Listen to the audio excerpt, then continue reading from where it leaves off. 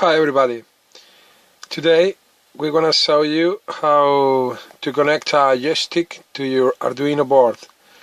So we get the ground, the black one, wire to our ground in the board, the another red wire to the 5 volts from the joystick to the Arduino board 5 volts port. Then we got the horizontal axis PRX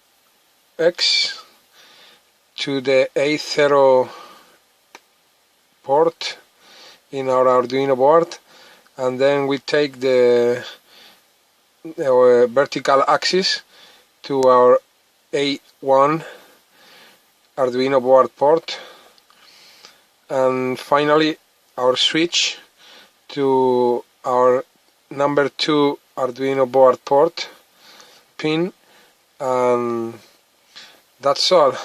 Then download the code from the channel below, the video below, and install in your Arduino board, and get up your monitor serial window and look up for the changes and the values for the joystick right in your window.